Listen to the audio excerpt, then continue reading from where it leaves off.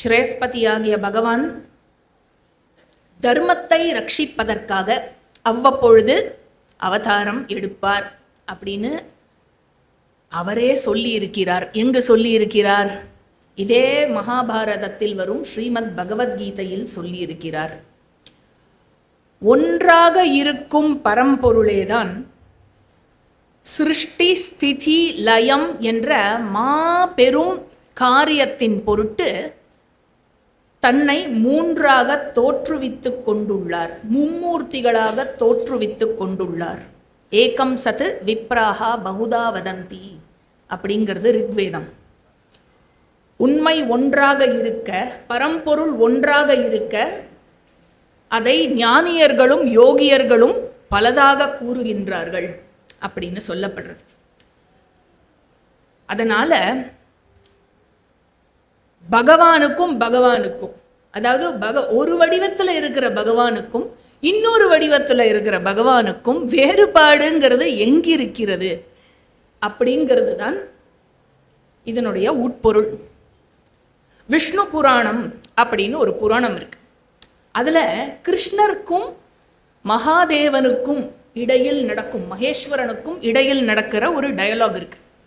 அதில் கிருஷ்ணர் சொல்றார், பகவான் ஸ்ரீ கிருஷ்ணர் சொல்றார், த்வயா யத்தபயம் தத்தம் தத்தம் அகிலம் மயா மத்தோ விபின்னமாத்மானம் திரஷ்டுமர்ஹசி சங்கர. அதாவது என்ன சொல்றார்? ஹே சங்கர. யார் இதை சொல்றா? பகவான் ஸ்ரீ கிருஷ்ணர் மகேஸ்வரனை பார்த்து சொல்கிறார், ஹே சங்கர, நீங்கள் என்னிடம் இருந்து அவிபின்னம் அப்படிங்கிற, அவிபின்னம்னா என்னிலிருந்து வேறுபடாதவர், நானும் நீங்களும் வேறு வேறு அல்ல. எந்த அபயமானது உங்களால் வழங்கப்படுகிறதோ பக்தர்களுக்கு, அதே அபயமானது தான் என்னாலும் வழங்கப்படுகிறது. அப்புறம் சொல்றார், யோகம் சத்வம் ஜகச்சேதம் சதேவாசுரமானுஷம் அவித்யா மோகிதமாத்மானஹ புருஷா பின்ன தர்ஷனஹா அப்படிங்கிறார் பகவான் கிருஷ்ணர். யாரை பார்த்து? மகேஸ்வரனை பார்த்து. என்ன சொல்றார்? எது என்னுடைய உண்மையோ, எது என்னுடைய சத்தியமோ அதுதான் உங்களுடைய சத்தியம், அதுதான் ஜகத்தினுடைய சத்தியம், அதுதான் தேவர்களினுடைய சத்தியம், அதுதான் அசுரர்களுடைய சத்தியம், அதுதான் இந்த மானிடர்களினுடைய சத்தியமும். இருப்பது ஒரே சத்தியம்தான். அதாவது தத்துவார்த்தமாக பார்த்தால் ஜீவ ஜகத் ஈஸ்வரன் இம்மூன்றிலும் எந்த பேதமுமே இல்லை, இருப்பது ஒன்று மட்டுமே. இதுல என்ன ஆகிறது? அறியாமையின் காரணத்தினால் ஜீவனுக்கும் ஜகத்திற்கும் பேதம் பார்க்கிறார்கள், ஜகத்து ஜீவனுக்கும் ஈஸ்வரனுக்கும் பேதம் பார்க்கிறார்கள், ஜீவனுக்கு மத்தியில் நான் வேறு நீ வேறு என்ற பேதம். இதுல எல்லா பேதத்திலையும் வர்ஸ்ட் பேதம் எது தெரியுமோ? ஈஸ்வரனுக்கும் பேதம். ஒரு வடிவத்துல இருக்கிற பகவானுக்கும் இன்னொரு வடிவத்துல இருக்கிற பகவானுக்கும் பேதம். அதுல சண்டை வேற இல்லையா? என்ன சொல்றாரு இங்க கிருஷ்ணர்? ஆனால் சிலரோ ஒன்றாக இருக்க, தத்துவம் இருப்பது ஒன்றாக இருக்க, சிலரோ அவித்யா மோகத்தினால் பேதம் பேசுகிறார்கள் நம்மிடையிலே அப்படின்னு கிருஷ்ணர் மகேஸ்வரன் கிட்ட சொல்றார். இது கிருஷ்ணர் மகேஸ்வரன் கிட்ட சொன்னது எந்த புராணத்துல? விஷ்ணு புராணத்துல. பவிஷ்யோத்தர புராணம்னு ஒண்ணு இருக்கு. அதுல மகாதேவ உவாச்ச, மகேஸ்வரன் சொல்றார். கிருஷ்ணர் சொன்னதே இவ்வளோ ஸ்ட்ராங்கா இருக்குன்னா மகேஸ்வரன் சொல்றது இன்னும் எவ்வளோ ஸ்ட்ராங்கா இருக்கும் தெரியுமோ? ஆக இன்னும் இதுவா ஸ்ட்ராங்கா அவர் இங்க பிரசன்ட் பண்றார். என்ன சொல்றார்? யோயம் வேதி பிருதக் தேவம் பிரம்மாணம் ச ஜனார்தனாத், யோ மாம் வேதி பிருதக் தேவம் பிரம்மாணம் ச ஜனார்தனாத் சமூட புத்தி துராத்மா நித்யம் பிரஷ்டோ ந சம்சயः. யாரு ஒருவர் பிரம்மாவிடத்திலும் எனக்கும் விஷ்ணுவுக்கும் எங்கள் 3 பேர் மத்தியிலும் வேறுபாடை பார்க்கிறார்களோ அவர்கள் துராத்மா. Point number 1. சரியா? அவர்கள் வீழ்ச்சியை மட்டுமே அடைவார்கள். வீழ்ச்சி அடைந்தவர்கள் அப்படிங்கிற. அதுக்கப்புறம் சொல்றார், யோ மாம் பிரம்மணாம் விஷ்ணும் வா பின்ன பாவேன பஷ்யதி ச பாபம் லபதே நித்யம் பிரம்மஹத்யா சமம் நரஹா. அவர்கள் செய்யும் இந்த தவறு, பேதம் என்ற இந்த தவறு, அதை செய்வதன் காரணத்தினால் அவர்களுக்கு நரகம் மாத்திரமே கிடைக்கிறது. என்ன பேதம், என்ன தவறு? சிவனுக்கும் விஷ்ணுவுக்கும், ஹரியுக்கும் ஹரனுக்கும் நீ பேதம் பார்த்தாயே, ஆனால் நரகம் மாத்திரமே கிடைக்கிறது. அதற்கு காரணம் இந்த பாபமானது பிரம்மஹத்யா பாபத்திற்கு சமமானது. இது யார் சொல்றா? ஈஸ்வரனே கூறுகிறார் இல்லையா? அதனால வெறும் பிரம்மா விஷ்ணு மகேஸ்வரன் என்ற திருமூர்த்தி ரூபம் மட்டும் இல்லை, இன்னும் பற்பல ரூபங்களிலும் அவர் தன்னைத்தானே தோற்றுவித்து கொண்டார். எதற்காக இத்தனை ரூபத்தை எடுப்பானே பகவான் அப்படின்னா ஒரே ஒரு பர்பஸ் தான். அதர்மத்தை விநாசனம் செய்யணும், தர்மத்தை உத்தாரணம் செய்யணும், அவ்வளவுதான்.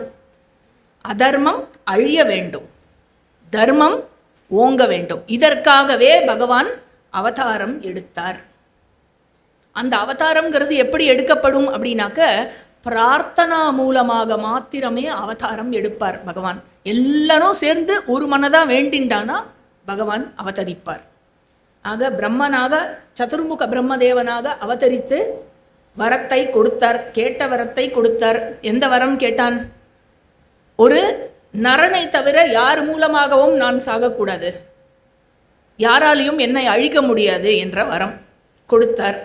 அதுக்கப்புறம் பகவான் ஸ்ரீமன் நாராயணனே நரனாக, நரசிரேஷ்டனாக அவதரித்தார். ஸ்ரீராமாவதாரம். அதற்கப்புறம் மகேஸ்வரனே இந்த மண்ணும் விண்ணும் எல்லா உலகங்களும் இன்றளவும் வியக்கும் அளவிற்கு ஒரு வீரனாகவும், ஞானத்தில் சிறந்து விளங்கியவனாகவும், பணிவும் சகல கல்யாண குணங்களும் மனம் நிறைய பக்தியும் நிறைந்தவனுமாக அஞ்சனாவின் மைந்தனாக அவதரித்தார். அவருடைய அவதாரத்தை பற்றி சொல்லாத புராணம் எங்க இருக்கு? வாயு புராணம், சிவ புராணம், பாகவத புராணம், பிரம்மாண்ட புராணம், பத்ம புராணம், ஸ்கந்த புராணம். இத்தனை புராணங்கள்ல ஹனுமானினுடைய பிறப்பை பற்றி சொல்லியிருக்கு, ஹனுமானினுடைய அவதாரத்தை பத்தின விஷயம் வருது. ஆக பகவான் விஷ்ணு எடுத்த அவதாரங்களிலேயே சிரேஷ்டமான அவதாரம் ஸ்ரீராம அவதாரம்.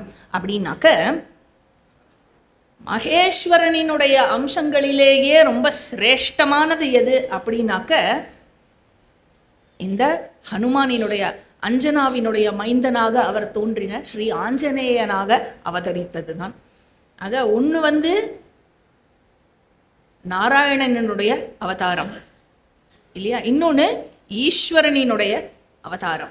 நாராயணனுக்கு பகவான் பொதுவா நாராயணர் சொல்றார், இல்லை நாராயணனுடைய அவதாரமாக இருக்கும் கிருஷ்ணர் சொல்றார் அப்படின்னாக்கா புராணங்கள்ல ஸ்ரீ பகவானு வாச்ச. மகேஸ்வரன் சொல்றார் அப்படின்னாக்கா மகாதேவ உவாச்சன்னு இருக்கும், இல்லைன்னா ஈஸ்வர உவாச்ச. ஈஸ்வரன் என்றால் தலைவன் என்று அர்த்தம். ஆக இவர்கள் எல்லோரும் இப்படி, இவர்கள் எல்லோரும் இல்லை, ஒருவனே இப்படி இவர்கள் எல்லோருடைய வடிவத்திலும் தோன்றியது எதற்காக அப்படின்னாக்க ஒரே ஒரு பர்பஸ் தான், அதர்ம விநாசனம், தர்ம உத்தாரணம் ஆர் தர்ம சம்ஸ்தாபனம். இதுதான் ஒரே பர்பஸ். ஏன்னா இதுல நாராயணனை பற்றி சொல்கிறா, விஷ்ணுவை பற்றி சொல்கிறா, பெருமாளை பற்றி பேசுகிறா, சிவ குடும்பத்தை பற்றி ஒன்றுமே பேசலையே நீங்கள் அப்படின்லாம் கூட எனக்கு சில பேர் எழுதுவா. நாரதர் என்ன பண்ணாராம், ஒரு கதை இருக்குது. நாரதர் நேர வைகுண்டத்துக்கு போனாராம். வைகுண்டத்துக்கு போய் பெருமாள் கிட்ட போய் கேட்டாராம், இந்த ராமேஸ்வரம் ராமேஸ்வரம்னு சொல்கிறாளே, அந்த ராமேஸ்வரம் அப்படிங்கிறது உண்மையிலேயே என்னது? யார் அங்கே சாமி? நீங்களா சிவனா? அவர் யார் அவர் அப்படின்னு கேட்டார். உடனே நாராயணர் இன்ஸ்டன்டா பதில் சொன்னார், ராமஸ்ய ஈஸ்வரஹா ராமேஸ்வரஹா. எவன் ராமனினுடைய தலைவனோ அவன்தான் ராமேஸ்வரன். சமஸ்கிருதத்தில் சொல்லணும்னா இது ஷஷ்டி தத்புருஷ சமாசா, கூட்டு சொல்லாக அமைந்திருக்கிறது இல்லையா? அப்படி அமைந்திருக்கிறது. உடனே இவர் என்ன பண்ணாரா, நேர கைலாயத்துக்கு சென்றாராம். யாரு? நாரதர். இந்த கதையை திரும்ப, இதே கேள்வியை திரும்பவும் மகேஸ்வரனிடம் கேட்டாராம். இந்த ராமேஸ்வரம் இருக்கு இல்லையோ, அது உங்களுக்கு கோவிலா இல்ல பெருமாளுக்கு கோவிலா? ராமேஸ்வர அப்படிங்கிறது யாரை குறிக்கிறது அப்படின்னா, சிவனும் இன்ஸ்டன்டா சொன்னான், ராமஹா ஈஸ்வரஹா யஸ்ய சஹ. ராமன் எவனுக்கு ஈஸ்வரனாக விளங்குகிறானோ அவன்தான் ராமேஸ்வரன். ஸோ இவர் என்ன சொல்லிட்டார், சிவன் தான் எனக்கு தலைவன் சொல்லிட்டார். அவர் என்ன சொல்லிட்டார், விஷ்ணு தான் எனக்கு தலைவன் பகுவிரிஹி சமாசால சொல்லிட்டார். இப்போ என்ன பண்ணோம், சமரசமானோம் இல்லை, ரெண்டும் கான்ட்ரடிக்டிங்காக இருக்கு. உடனே என்ன பண்ணார், நாரதர் நேர பிரம்மாஜி கிட்ட போனார். பிரம்மாஜி கிட்ட போய், ஐயா இவர் இப்படி சொல்றார், இவர் இப்படி சொல்றார், நீங்க என்ன கருத்து சொல்றேன் அப்படின்னு கேட்டார். உடனே பிரம்மாஜி சொன்னாராம், இது ஷஷ்டி தத்புருஷ சமாசாவும் இல்லை, பகுவிரிஹி சமாசாவும் இல்லை, இது கர்மதாரய சமாசான்னுட்டார். ராமஹா ஈஸ்வரஹா யஹ சஹ. எவன் ராமனாகவும் ஈஸ்வரனாகவும் இருக்கிறானோ அவனே ராமேஸ்வரன். ஆக இப்படி ஹரி ஹர வேதம் என்பது கிடையவே கிடையாது. எவன் ஹரியோ அவன் தான் ஹரன்னா. ஏன்னா சமஸ்கிருதத்தில் கூட ஹரி ஹர அப்படிங்கிறது சப்தம் தான் வேற மாதிரி இருக்கே ஒழிஞ்சு அர்த்தம் ரெண்டுமே ஒன்று தான். அதனால் ஹரியும் அரணும் ஒன்று, அறியாதவா வாயில மண்ணு. மகாபாரதத்தில் இப்போ நம்ம எங்கே இருக்கோம் அப்படின்னா, முதல் பருவமான ஆதி பருவத்தின் 7வது உபபருவமான சம்பவ பருவத்தில் இருக்கிறோம். இந்த சம்பவ பருவத்தில் 65வது அத்தியாயத்திலிருந்து, ஆதி பருவத்தினுடைய 65வது அத்தியாயத்திலிருந்து 139வது அத்தியாயம் வரை சம்பவ பருவம். இதில் 112வது அத்தியாயம் வரை நாம் முடித்து விட்டோம். போன கிளாஸில் என்ன பார்த்தோம் அப்படின்னாக்க, திருதராஷ்டிரன் அண்ட் பாண்டுவினுடைய திருமணமானது நடந்து முடிந்து ராஜா பாண்டு திக்விஜயம் சென்று அந்த திக்விஜயத்தில் இழந்து போன, மங்கி போயிருந்த குருவம்சத்தினுடைய அந்த குளோரிய அதை திருப்பி ரெஸ்டோர் பண்ணார். குருவம்சம் திருப்பி நற்பெயர் பெற்று தழைத்தோங்கியது அப்படின்னு பார்த்தோம். மேலே என்ன ஆகிறது அப்படின்னாக்கா 113வது அத்தியாயத்திலிருந்து மேற்கொண்டு இன்னைக்கு வகுப்புல பார்ப்போம். இன்று எடுத்துட்டு வந்த செல்வத்தெல்லாம் அப்படியே கியூவா எல்லாம் கொண்டு போனா செல்வத்தை அப்படின்னு பார்த்தோம் இல்லையா? அந்த செல்வங்களை எல்லாம் நேரா என்ன பண்ணாராம், பாண்டு நேரா போய் பாட்டி கிட்ட கொடுத்தாராம். பாட்டி யாரு? சத்யவதியிடம் சென்று அந்த செல்வங்களை எல்லாம் கொடுத்தாராம். அப்புறம் 2 அம்மா இருக்கா இல்லையா, அம்பிகா அம்பாலிகா, 2 அம்மா கிட்டையும் கொடுத்தாராம். அதுக்கப்புறம் எல்லாரும் சந்தோஷப்பட்டாராம். விதுரருக்கு கொடுத்தாராம், தம்பி விதுரருக்கு கொடுத்தாராம். எல்லாரும் ரொம்ப சந்தோஷப்பட்டான். கிடைத்த செல்வங்கள் எல்லா தங்கம் ரத்தினங்கள் எல்லாத்தையும் வச்சுண்டு இவ 5 பேர் இருக்கால. யார் இவ 5 பேரு? திருதராஷ்டிரன் காந்தாரி, அப்புறம் பாண்டு குந்தி மாதிரி, இவ 5 பேரும் சேர்ந்து பல பல யாகங்கள், பெரிய பெரிய யாகங்கள், அஸ்வமேத யாகங்கள் போல் பல பல யாகங்கள் செய்தார்கள் அப்படிங்கிறார் வைஷம்பாயனர். நிறைய தானம் செய்தார்கள். அதுக்கப்புறம் சிறிது காலம் கழித்து நிறைய ஒர்க் பண்ணிட்டார் இல்லையா பாண்டு, அதனால கொஞ்சம் ஓய்வெடுக்க வேண்டும் அப்படிங்கிற எண்ணத்துடன் 2 மனைவியுடன் கானகம் சென்றார் பாண்டு. இமயமலையினுடைய பகுதிக்கு அந்த பக்கமாக ஓய்வெடுக்கிறதுக்காக சென்றார். அந்த கானகம் முழுவதுமாக உல்லாசமாக சுற்றினார் 2 மனைவியருடனும். அங்க என்ன எடுத்து அந்த கானகத்து மக்கள் எல்லோரும் மகிழ்ந்தார்கள். ஏதோ எங்கேந்தோ தேவலோகத்திலிருந்து ஒரு தேவன் நம்மிடையே உலவுவது போல் அவர்கள் அனைவரும் சந்தோஷத்துடனும் பாதுகாப்பு உணர்வுடனும் வாழ்ந்து வந்தார்கள். இதுக்கப்புறம் என்ன எடுத்து பீஷ்மர் ஒரு விஷயம் கேள்விப்படுறார். என்ன கேள்விப்படுறார் அப்படின்னாக்க, ஒரு மன்னன் இருக்கான், தேவகா அப்படிங்கிற ஒரு மன்னன் இருக்கான். அந்த தேவகா என்ற மன்னனுக்கும் ஒரு சூத்திர பெண்ணுக்கும் பிறந்த ஒரு அழகு கொண்ட ஒரு மகள், நற்பண்பும் அழகும் நிறைந்த ஒரு மகள் இருக்கிறாள் அந்த மன்னனுக்கு, தேவகங்கிற மன்னனுக்கு. அதை கேள்விப்பட்ட உடனே அந்த பொண்ணை வந்து விதுரருக்கு பேசி முடித்து, விதுரருக்கும் அந்த பெண்ணுக்கும் திருமணமானது நடந்து முடிந்து, அதுக்கப்புறம் விதுரர் அந்த பெண் மூலமாக, அவருடைய மனைவி மூலமாக, அவரை போலவே அறிவும் ஆற்றலும் கொண்ட பல குழந்தைகளை பெற்றெடுக்கிறார். வைஷம்பாயனர் மேல சொல்றார், டைலாக் பிட்வீன் வைஷம்பாயன அண்ட் ஜனமேஜயா சொல்றார், இந்த திருதராஷ்டிரன் இருந்தார் இல்லையா ராஜா, திருதராஷ்டிர ராஜாவுக்கு காந்தாரியின் மூலமாக 100 மகன்கள் பிறந்தார்கள்.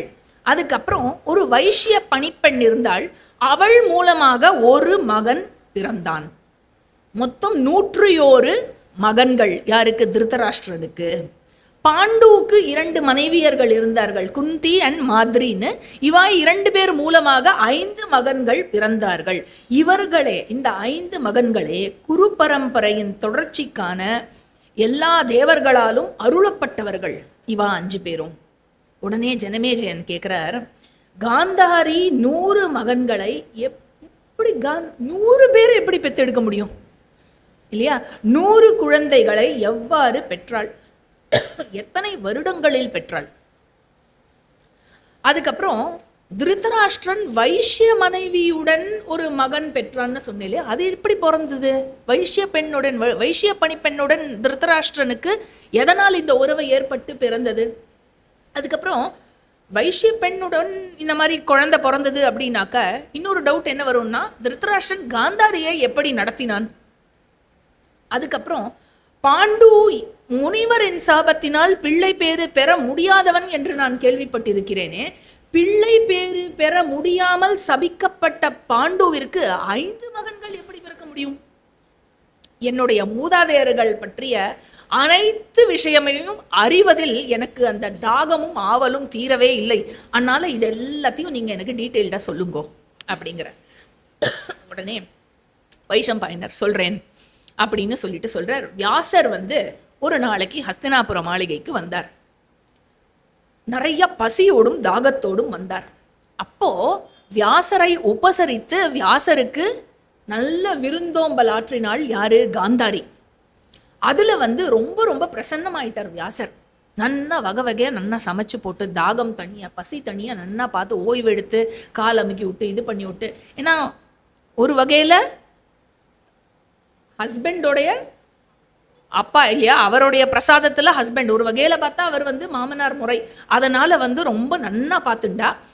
அதனால வியாசர் வந்து ரொம்ப ரொம்ப மகிழ்ச்சி அடைந்து, உனக்கு 100 குழந்தைகள், உன் புருஷனுடைய பலத்தை போலவே 100 குழந்தைகள் உனக்கு பிறக்கும், சமபலம் கொண்டவர்கள் அப்படின்னு வரம் கொடுத்தார். அப்புறம் கொஞ்ச நாள் கழிச்சு காந்தாரி கர்ப்பமானாள். 2 வருடங்களுக்கு கர்ப்பத்தை தாங்கினாள் அப்படிங்கிறார் வைஷம்பாயனர். 2 வருஷமா கர்ப்பம் தாங்கியும் குழந்தையே பிறக்கல. என்ன ஆயிடுத்து? மிகவும் துயரடைந்தாள். அந்த டயத்துல குந்திக்கு காட்டுல சூரிய பிரகாசத்தை உடன் கொண்டவனை போல ஒரு குழந்தை பிறந்து விட்டான் என்பதை கேள்விப்பட்டாள். அந்த செய்தி வந்தது. துயர் இன்னும் அதிகமானது. அதுல என்ன ஆச்சு? வந்த கோபத்துல துயருடன் சேர்ந்து, இன்னும் நமக்கு இன்னும் பிறக்கலையே, அரியணை ஏறுவதற்கு மகன் வரலையே, அங்க பிறந்துட்டானே அரியணை ஏற வேண்டியவன் இல்லையா, அதனால இங்க பிறக்கலையே, 2 வருஷமா இப்படி கல்லாட்டமா உட்கார்ந்துட்டே இருக்கே அப்படின்னு சொல்லிட்டு ஆத்திரத்தில் தன் வயத்தில் ஓங்கி ஒரு அடி அடித்தாள். அப்ப என்னாச்சு? இரும்பு பந்தை போல ஒரு சதை பிண்டம் வந்து விழுந்தது. ஆக என்ன பண்ணா, இது குழந்தை கூட இல்லை, 2 வருஷமா தாங்கி என்னத்தை தாங்கியிருக்கேன், வெறும் சத பிண்டம் தான் அப்படின்னு சொல்லிட்டு அதை வெளியில தூக்கி எரியறதுக்கு போனா, அப்போ கரெக்டா வியாசர் வந்து அதை தடுத்து விட்டார். ஹே காந்தாரி, என்ன காரியம் செஞ்சுட்டு இருக்க நீ, என்ன பண்ணிருக்க நீ அப்படின்னு சொல்லும்போது, குந்திக்கு பிறந்துருத்தோ, எனக்கு இன்னும் பிறக்கல, அதை தாங்காமல் நான் ஓங்கி ஒரு அடி அடித்தேன், 100 மகன்கள் பிறப்பார்கள் என்று சொன்னீர்களே, வெறும் சதை பிண்டம் தான் வந்து பிறந்திருக்கிறது அப்படின்னு அந்த வருத்தத்துல வந்து புலம்புறான். உடனே வியாசர் சொல்றார், ஹே காந்தாரி, என்னுடைய வார்த்தை பொய்க்காது, நான் பொய்யே பேசினது கிடையாது, அதனால என்னுடைய வார்த்தை பொய்க்காது. என்ன பண்ணு, 100 குடம் கொண்டு வர சொல்லு, 100 குடத்திலும் தெளிந்த நெய்யை நிரப்பி கொண்டு வர சொல்லு. உடனே அந்த மாதிரி வந்தது. 100 குடங்களில் தெளிந்த நெய் நிரப்பிய 100 குடங்கள். இவர் என்ன பண்ணார், அந்த பிண்டத்தை குளிர்ந்த நீர்ல அதை தெளிச்சு அதை வாஷ் பண்ணி அதுக்கப்புறம் கட்ட விரல் அளவுக்கு சின்ன சின்ன பிண்டங்களாக அதை வகுத்தார். அந்த சின்ன சின்ன பிண்டங்களாக எடுத்து அதை ஒவ்வொரு குடத்திலையும் போட்டு 100 குடத்துல போட்டு அதை மறைவாக வைத்து காக்கப்பட வேண்டும் என்று மறைவாக வைத்து அதை மூடி வைத்திருந்தார். 2 வருஷத்துக்கு அந்த பக்கமே போகாத காந்தாரி கிட்ட. 2 வருஷம் கழிச்சு அதை திறந்து பாரு, இப்போதைக்கு அந்த சைடு போப்படாது அப்படின்ட்டு. அதுக்கப்புறம் அவர் சொல்லிட்டு அவர் தபஸ் பண்றதுக்கு ஹிமாலயத்துக்கு போய்விட்டார். 2 வருடம் கழித்து முதல் மகன் பிறந்தான். அவன்தான் துரியோதனன் என்ற பெயர் கொண்டவனாக இருந்தான். அவன் பிறந்தவுடன் கழுதை போல் கத்திக்கொண்டே அழுதானாம். அந்த குழந்தை பிறக்கும் போது கழுத மாதிரி கத்திண்டே அழுத உடனே என்ன ஆச்சா, அந்த சத்தத்தை கேட்டு மற்ற எல்லா ஊர்ல இருக்கிற எல்லா கழுதைகளும் ஓநாய்களும் அலற ஆரம்பித்தன. அவனுடைய குரலை கேட்ட உடனே கடுமையான ஒரு காற்று வீசி எல்லா கீழெல்லாம் விழ ஆரம்பிச்சது, டமால் டமால் டமால். உடனே என்னாச்சு, திருத்தராஷ்டிரன் பயந்து போய் எல்லாரையும் ஒரு மீட்டிங்க்கு கூப்பிட்டான். பீஷ்மரை, விதுரரை, எல்லா பிராமணர்களை, அமைச்சர்களை எல்லாரையும் மீட்டிங்க்கு கூப்பிட்டார். ஏற்கனவே யுதிஷ்டிரன் பிறந்தாச்சு, யுதிஷ்டிரன் தான் நாட்டை ஆள வேண்டும். எனக்கு இந்த முதல் மகன் பிறந்திருக்கானே, யுதிஷ்டிரனுக்கு அப்புறம் இவன் நாட்டை ஆளலாமா அப்படின்னு கேட்டார். யாரு? திருத்தராஷ்டிரன் கேட்டார். திருத்தராஷ்டிரன் கேட்குற இந்த டைம்ல எல்லா நரிகளும் ஓநாய்களும் ஓலமிட ஆரம்பித்தன. எல்லா அபசகுனங்கள். ஆக இந்த தீய சகுனங்களை கேட்டு எல்லாரும் என்ன சொன்னா அப்படின்னாக்க, ராஜா, இவனை நீங்கள் வைத்து கொண்டால் நாட்டிற்கு பேராபத்து, இந்த குலத்திற்கு பேராபத்து, இவனை தியாகம் செய்து விடுங்கள் அப்படின்னா. உடனே இந்த ஒரு குழந்தையை நீங்கள் தியாகம் செய்வதனால் உங்கள் குலத்திற்கே நன்மை கிடைக்கும் அப்படின்னு சொல்லிட்டு என்ன சொல்றா எல்லாரும், வைஷம்பாயனர் சொல்றார். யாரு? ஆமா, வைஷம்பாயனர் சொல்றார். ஏகேன குருவை க்ஷேமம் குலஸ்ய ஜகதஸ்ததா த்யஜேதேகம் குலஸ்யார்த்தே கிராமஸ்யார்த்தே குலம் த்யஜேத் கிராமம் ஜனபதஸ்யார்த்தே ஆத்மார்த்தே பிருத்திவீம் த்யஜேத் சததா விதுரேணோக்தஹ தைஷ்ச சர்வைர்த்விஜோத்தமைஹி. ஸோ சர்வை த்விஜ உத்தமைஹி, எல்லா பிராமணர்களும் விதுரரும் எல்லாரும் என்ன அட்வைஸ் கொடுத்தா அப்படின்னாக்க, தியஜேதேகம் குலஸ்யார்த்தே, ஒரு குலத்தினுடைய நன்மையின் பொருட்டு ஒருவனை தியாகம் செய்யலாம், ஒருவனை இழக்கலாம், அந்த குலமே தழைக்கும் என்றால். கிராமஸ்யார்த்தே குலம் தியஜேத், ஒரு கிராமத்தினுடைய நன்மையின் பொருட்டு ஒரு குலத்தையே இழக்க வேண்டும் என்றாலும் இழக்கலாம், அது தர்மம். கிராமம் ஜனபதஸ்யார்த்தே, ஒரு பெரிய சமுதாயத்தினுடைய நன்மைக்காக ஒரு கிராமமே தியாகம் செய்யப்பட வேண்டும் என்றால் அதை தியாகம் செய்யலாம். ஆத்மார்த்தே பிருத்திவீம் தியஜேத், ஆத்ம ஞானம் வேண்டும் என்றால் இந்த ஜகத்தையே தியாகம் செய்யலாம், இது தர்மத்தில் சொல்லப்படுகிறது அப்படின்னு எல்லா பிராமணர்களும் விதுரரும், விதுரர் யாரு? தர்ம தேவதாவினுடைய அம்சம். அவ அட்வைஸ் பண்றா. கேட்பாரா திருதராஷ்டிரன்? கேட்கவே இல்லை. அப்போ பிறந்த மகனினுடைய அந்த பாசம் திருதராஷ்டிரனினுடைய அறிவை மறைத்தது. அதனால் இந்த அறிவுரையை திருதராஷ்டிரன் ஏற்கவில்லை. அடுத்த 1 மாசத்துக்குள்ள அடுத்த 99 குழந்தைகளும் பிறந்து, அடுத்த 100 குழந்தை, அந்த வைஷ்ய பெண்ணையும் சேர்த்து அடுத்த 100 குழந்தைகளும் பிறந்தது. டக டக டக டகன்னு பிறந்தது. காந்தாரி அதிக காலமாக இந்த கர்ப்ப விஷயத்துல பீடிக்கப்பட்டிருந்த போது திருதராஷ்டிரன் என்ன பண்ணான், ஒரு வைஷ்ய பணிப்பெண்ணுடன் உறவு கொண்டு ஒரு புள்ள வேணுங்கிறதுக்காக, இவ என்ன பிரெக்னெண்டா இருக்கா பிறகவே இல்லை அப்படின்னு பிள்ளை உடனே வேணும் அப்படின்னு அந்த பெண்ணுடன் உறவு கொண்டதினால் பிறந்தவன் யுயுத்சு என்ற மகன். பெரும் புத்தி கூர்மையுடைய ஒரு மகன் அவன் யுயுத்சு. ரொம்ப நல்ல குழந்தை, ஒரு வெரி இன்டெலிஜென்ட் குழந்தை. என்ன அந்த சைடில் இருந்தான், அவ்வளோதான். அதாவது என்ன சொல்லப்படுறது அப்படின்னாக்கா, இவன் வைஷ்ய தாய்க்கும் க்ஷத்ரிய தந்தைக்கும் பிறந்தவன். நம்ம அந்த உபவர்ணத்தெல்லாம் பார்த்தோம் ஒரு நாள், ஞாபகம் இருக்கா? ஒரு எக்ஸாம்பிளாக பார்த்தோம். இந்த உபவர்ணம் இருக்கு இல்லையா, வைஷ்ய தாய்க்கும் க்ஷத்ரிய தந்தைக்கும் பிறக்கிற அந்த குலத்துக்கு பேரு கரணஹா அப்படின்னு பேரு. நாட் கர்ணா, கரண 3 சுழின்னா கரணஹா அப்படின்னு பேரு. இதே இந்த குலத்துக்கு 300 பேரு யாக்ஞவல்கிய ஸ்மிருதியில ராஜபுத்திரஹா அப்படிங்கிற. எப்படி சூத்த வம்சத்தில் இருப்பவர்கள் தேரோட்டிகளாகவும் இருப்பார்கள், ரொம்ப சிறந்த பௌராணிகர்களாகவும் விளங்குவார்கள் அப்படின்னு நம்ம பார்த்துருக்கோமோ, அதே மாதிரி இந்த குலத்தில் பிறப்பவர்கள் பெரிய ராஜபுத்திரர்களாகவும் வீரர்களாகவும் இருப்பார்கள். இன்னொரு சைடு இதே குலத்தில் பிறந்தவர்கள் சிறந்த என்ன சொல்லுவா, விவசாயிகளாகவும், விவசாய தொழிலிலும், அதுக்கப்புறம் இந்த கைத்தொழில் இருக்கு இல்லையா, அந்த விஷயத்திலும் சிறந்து விளங்குற குலமாகவும் இருந்தது. 2 வகையில் சிறந்து விளங்கித்து. ஆக இவ்வகையில் திருதராஷ்டிரனுக்கு 101 மகன்கள் பிறந்தார்கள். ஸோ 100 மகன் வித் காந்தாரி, 1 மகன் வித் வைஷ்ய பணிப்பெண். ஸோ இப்படி 101 மகன் பிறந்தான். அதுக்கப்புறம் என்னாச்சு, ஜனமேஜய ராஜா கேட்கிறார், முனிவரினுடைய வரத்தால் திருதராஷ்டிரனுக்கு 100 மகன்கள் பிறந்ததை பத்தி நீங்க டீட்டெயில்டா இப்ப சொன்னேன். ஆனா அவரோட மகன்களை பத்தி எல்லாம் நீங்க சொல்லவே இல்லையே. அவருடைய மகளை பத்தி நீங்க சொல்லவே இல்லையே. அவ எப்படி பிறந்தா? திருதராஷ்டிரனுக்கு ஒரு மகள் இருந்தாலே துஷலான்னு, அந்த துஷலா எப்படி பிறந்தா